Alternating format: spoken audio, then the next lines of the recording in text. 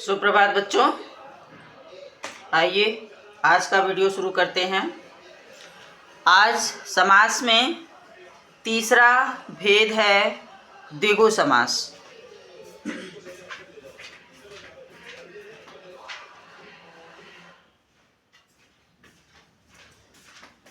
तो द्विगु समास में तीसरा भेद जो द्विगु समास है, सबसे पहले इसका हम परिभाषा जान लेते हैं। इसकी परिभाषा है, द्विगु समास में भी उत्तर पद प्रधान होता है और विशेष्य भी होता है। विशेष्य का जब विशेषण बताया जाता है, जो विशेष्य वो विशेष पद होता है, जबकि पूर्व पद क्या होता है, संख्यावाची होता है। अर्थ की दृष्टि से यह समास समूहवाची भी होता है। बातें क्लियर है? यानी इसका भी उत्तर पद प्रधान और विशेष्य होता है, जबकि पूर्व पद संख्यावाची और विशेषण होता है।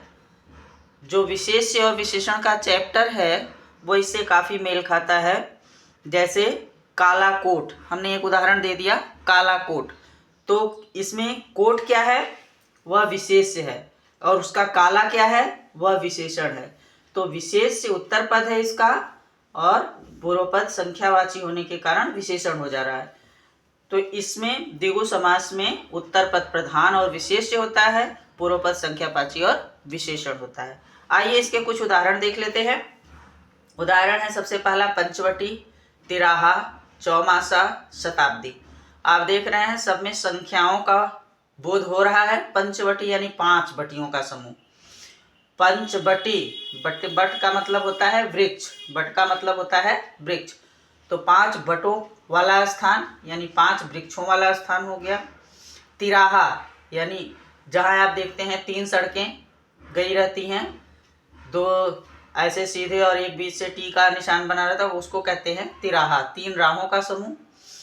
आगे आ गया चौमासा। चौमासा यानी 4, चौ मतलब 4, मासा मतलब माह, महीना जिसको कहते हैं, 4 मासों का समूह। शताब्दी मतलब 100 शब्दों का समूह। तो ये आपको समझ में आ रहा है कि ये सब क्या है, संख्यावाची हैं।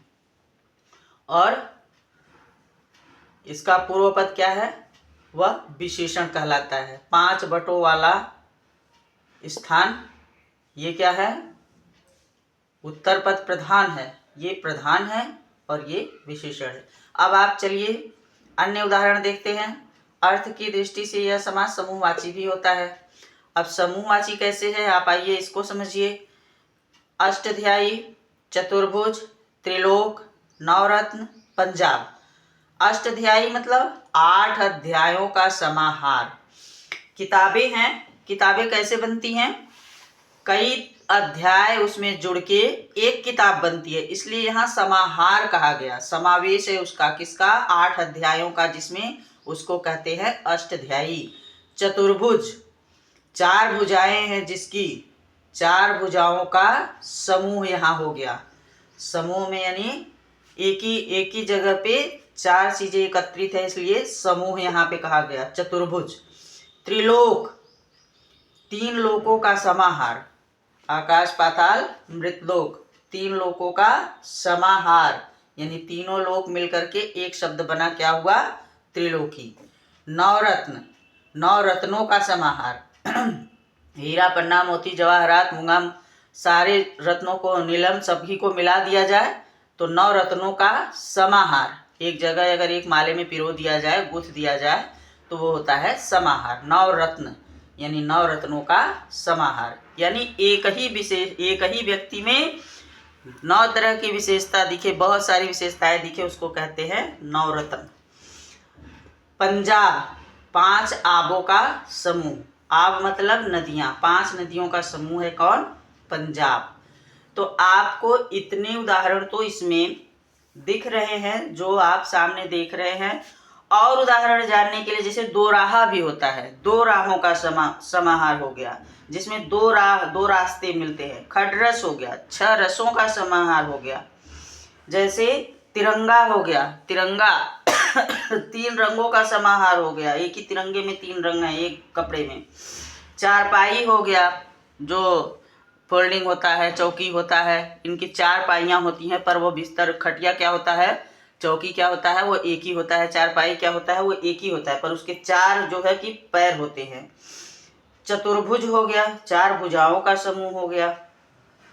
चतुर्मुख हो गया, चार मुख का समूह हो गया, एक ही व्यक्ति के चार मुख। उसके बाद नवनिधि हो गया, नौ निधियों का, नौ खजानों का, निधि मतलब खजाना, नौ निधियों का समाहार हो गया। उसके बाद सप्त सिंधु हो गया, सात सिंधुओं यानी सात सागरों का समूह कहते हैं सप्त सिंधु। सतसई, कबीर के दोहे हैं, सतसई यानी 700 दोहों का समूह, 700 दोहों का, 700 चीजें जहाँ होंगी उसको कहेंगे सतसई। चवन्नी यानी चार आनों का समूह होता है। त्रिफला यानी तीन फलों का जो समूह होता है उसको कहते हैं त्रिफला। त्रिभुवन, तीन भुवन यानी तीनों लोकों का समूह होता है, समाहार होता है। दोपहर यानी दो पहर, सुबह और उसके बाद आता है दोपहर। दिन में चार प्रहर होते हैं, जिसमें पहला है सुबह का प्रातः काल, दूसरा होता है दोपहर, तीसरा होता है संध्या काल, चौथा होता है रात्रि काल। अब ये आपका दोपहर है, यानी दो पहरों का समूह, सुबह का प्रातः काल और दोपहर, ये दो पहरों का समूह है। नवग्रह, नौ ग्रहों का समाहार है।